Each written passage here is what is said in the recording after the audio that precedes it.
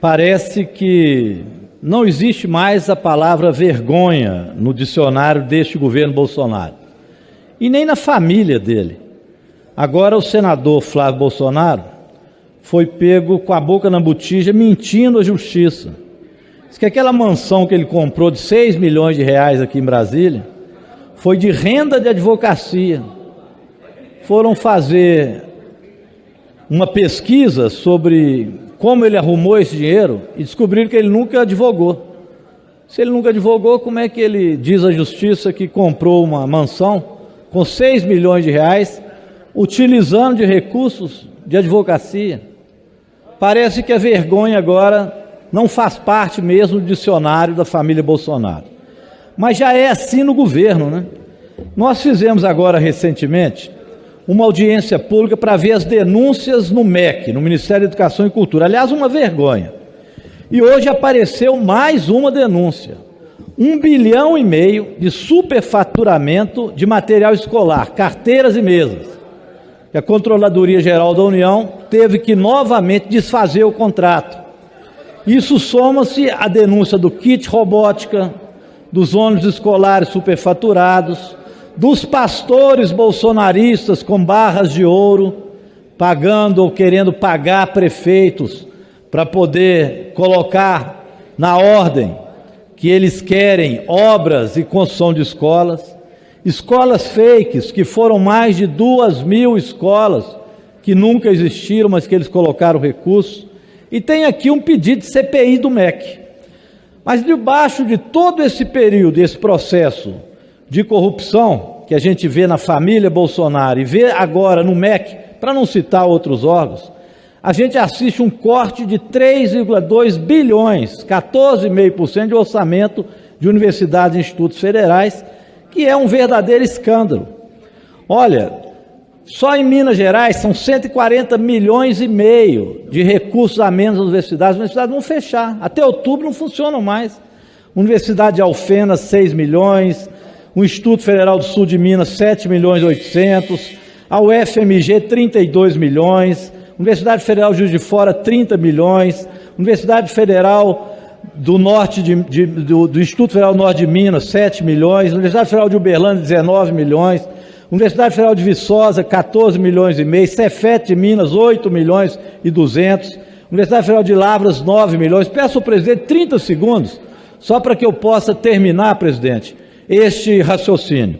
Olha, as universidades não conseguem, os institutos federais, funcionar após outubro. Reitores estão desesperados. Eu apresentei um projeto de decreto legislativo propondo revogar esse decreto que faz os cortes. Ele já está aí tramitando, quem quiser assinar, a favor, assinar. E temos uma audiência pública na segunda-feira agora, às 10 da manhã, que a gente quer chamar os reitores para protestar contra mais esse corte. Fora Bolsonaro, viva a educação pública.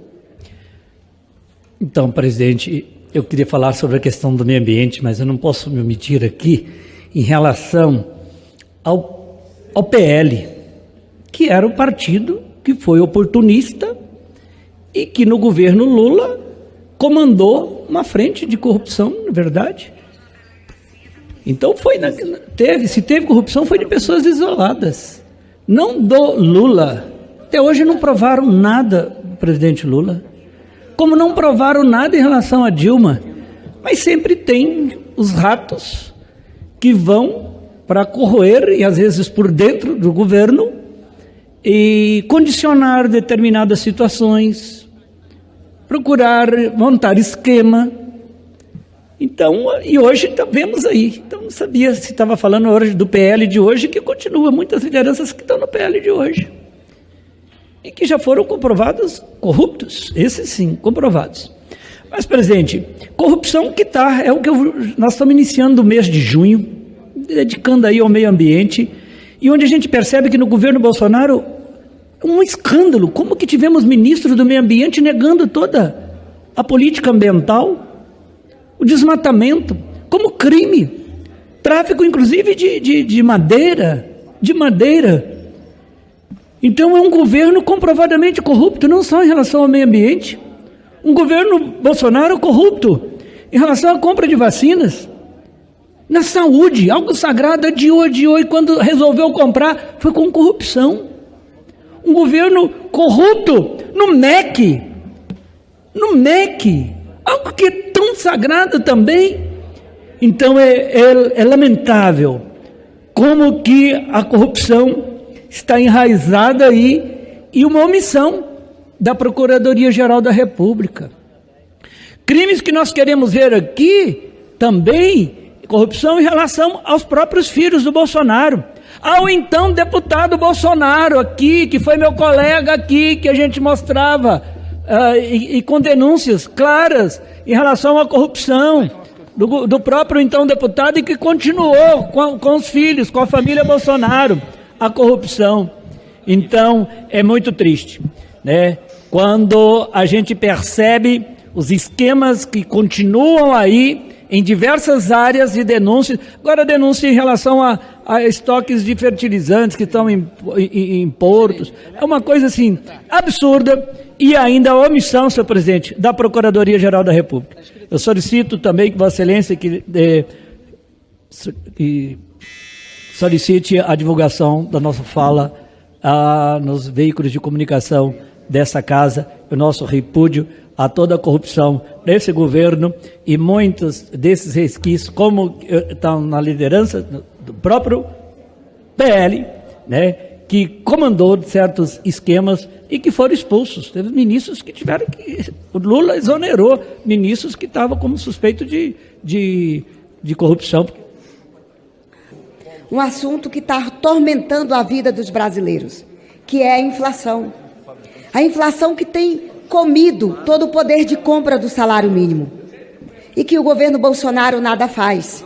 Porque, infelizmente, ele não gosta de trabalhar. Ele não gosta de olhar para os problemas do povo brasileiro. No primeiro governo do presidente Lula, o salário mínimo teve uma melhora no poder de compra em torno de 30%. O presidente Lula começou com o primeiro ano do mandato e conseguiu reajustar até o último ano do mandato 30% do salário mínimo. O presidente Jair Bolsonaro vai ser o único presidente do Brasil que começou o governo com o salário mínimo X e vai terminar o seu governo com o salário mínimo menor do que o que valia no início do governo. E é claro, com tudo aumentando, a inflação tomou de conta da vida dos brasileiros. Então vejam, no início do governo Bolsonaro, o arroz tipo 1 de 5 quilos custava R$ 9,88. Hoje Bolsonaro conseguiu dar um aumento no preço do arroz e ele custa R$ 17,49. Isso nas grandes cidades, porque no Acre está muito mais caro. Veja, o feijão de 1 quilo, que era R$ 3,69 quando o Bolsonaro assumiu, hoje está R$ 6,99, quase R$ 7. Teve um reajuste de 89% no feijão. O açúcar teve um reajuste de 101%. A barra de sabão teve um reajuste de 107%.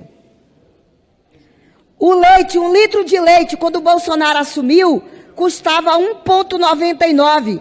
Agora o leite está custando 4,30 centavos.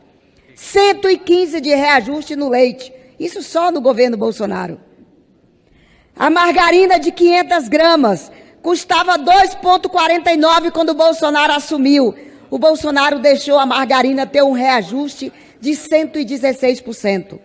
A carne de segunda, o quilo custava 11,99 no início do governo Bolsonaro. Teve reajuste de 116%. Mas acreditem, o óleo de soja, só no governo Bolsonaro, teve um reajuste de 211%. O ovo teve um reajuste de 158%. Então é inaceitável, senhor presidente, que os gêneros alimentícios, a cesta básica, os produtos de primeira necessidade estão sendo reajustados semanalmente e o salário mínimo do governo Bolsonaro perdeu o seu poder de compra. Como é que o povo consegue sobreviver num governo como esse, que só quer andar de jet ski, só quer passear de moto? Claro, Bolsonaro gosta de andar de moto porque ele não abastece o tanque do combustível da moto dele.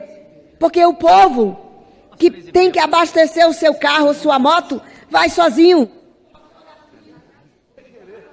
Então, concluído, senhor presidente, não é aceitável que Bolsonaro termine o governo dele como o único presidente do Brasil, onde o salário mínimo no final do seu governo é menor do que no início do governo. O salário mínimo do governo Bolsonaro perdeu o poder de compra, enquanto tudo está aumentando.